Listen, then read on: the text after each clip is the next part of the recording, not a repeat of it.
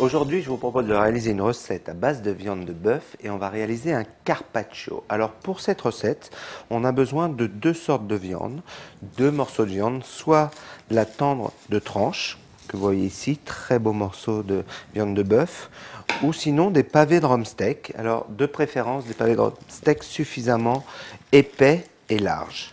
La précaution à prendre, c'est de les mettre légèrement au congélateur pour que la viande, comme vous le voyez, durcisse légèrement pour pouvoir la couper facilement. On aura également besoin pour cette recette de feuilles de basilic frais.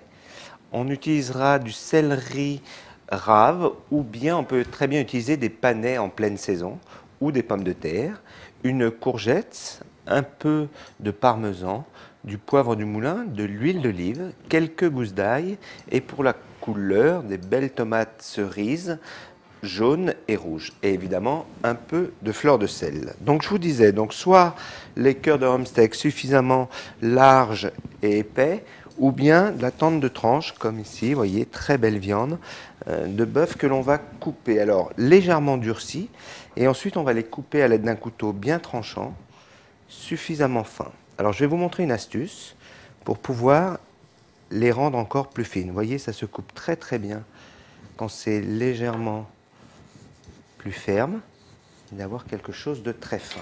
Une fois qu'elles sont coupées, vous allez prendre une feuille de papier sulfurisé. Vous allez déposer un petit peu d'huile d'olive dessus. On va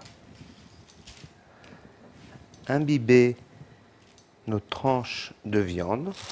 On va replier le papier sulfurisé dessus. Et là, soit à l'aide d'un gros couteau ou d'une casserole, vous allez légèrement taper la viande de manière à en faire des feuilles de papier à cigarette. Le gros avantage de mettre l'huile d'olive, c'est que ça évite à votre viande de se déchirer et de surtout de mariner.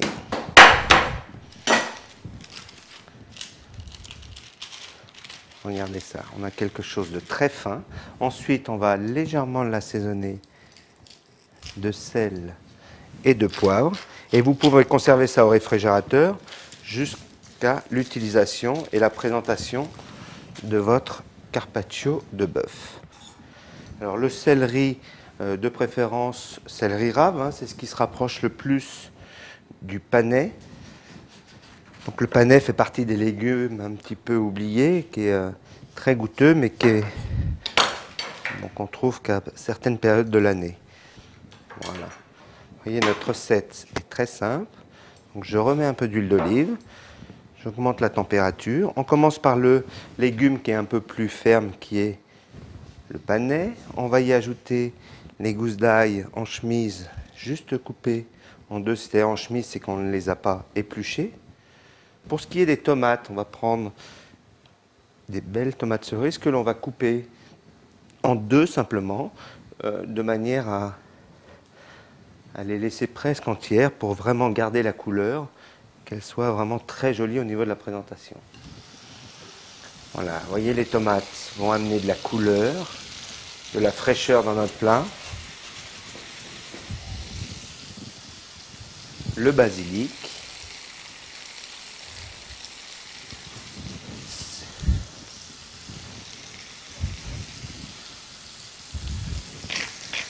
Un peu de poivre, un petit peu de sel.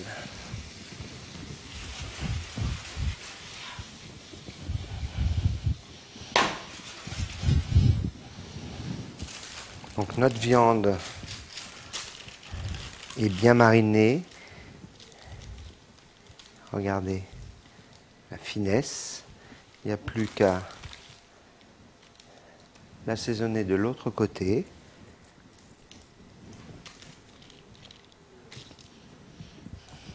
Un peu de poivre et de mettre tout ça sur l'assiette. Voilà.